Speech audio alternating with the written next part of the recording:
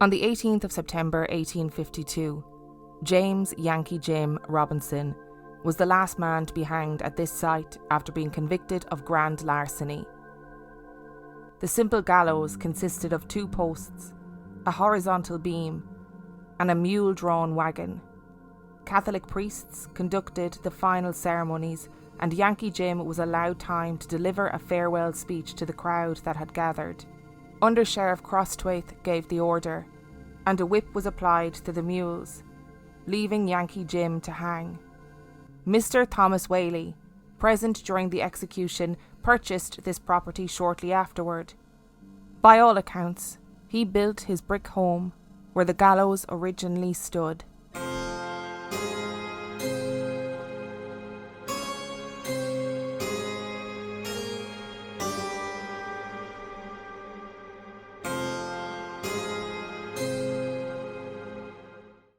The next stop on my American road trip was, of course, San Diego. Well done to all you little clever clogs who guessed the Whaley House in my last video. I hopped on a plane from San Francisco to San Diego, and I don't know what happened, okay? And I'm just going to be honest here.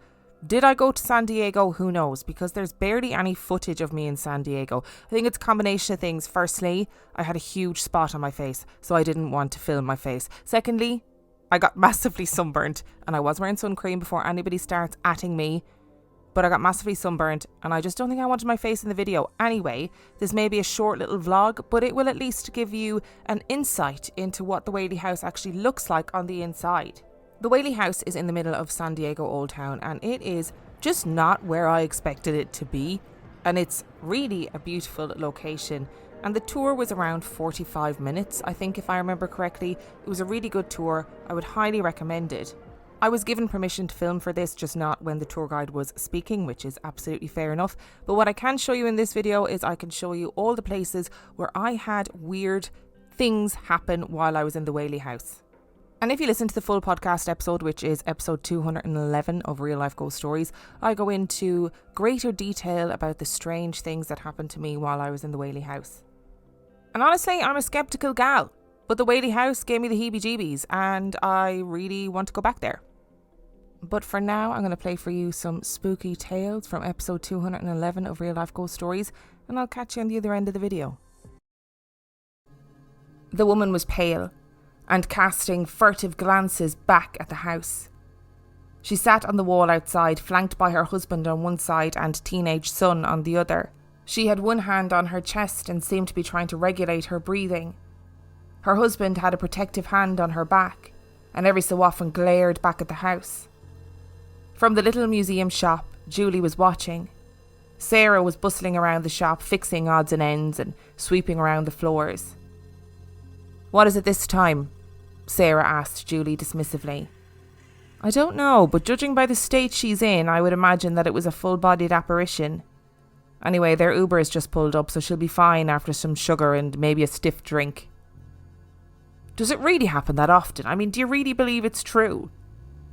Julie laughed. "I'm being serious, Julie. Are the stories true?" Of course they were true. Julie had seen it firsthand, and she had seen the effect that it had on people. Visitors streamed in and out of the house every day, and not all of them had experiences. Some felt chills or heard knocks and footsteps, and a small few saw apparitions. It happened all the time, and it had happened to Julie. She didn't always work in the little museum, and she had spent hours of her life in that house, giving tours to the public. The first time she felt a cold spot, she dismissed it. Her logical brain had told her that she must have unwittingly walked into a breeze or a draft, but this was San Diego, and the first time it had happened, it was hot.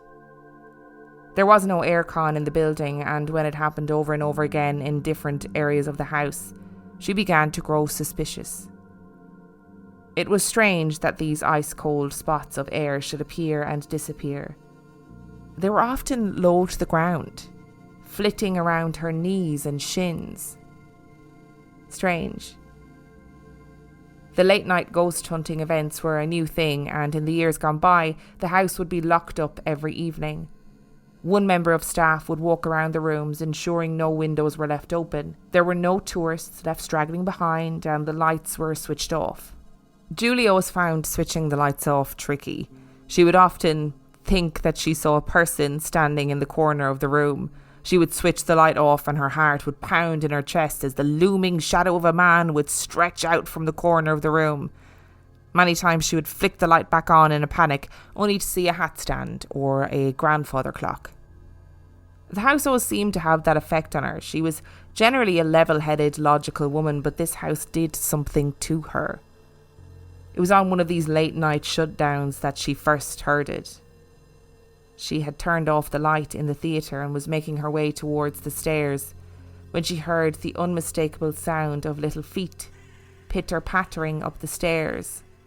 This slow, steady sound like someone or something was crawling up the stairs. There was a soft giggling and cooing sound, the gurgling of a contented baby. She stood transfixed on the top of the stairs. There were no children in the house that day, so no children that could have been left behind. When the sound reached the top of the stairs, there was no baby, and the sound seemed to fade away into nothing. This was what Julie had considered to be her first truly paranormal experience in this house.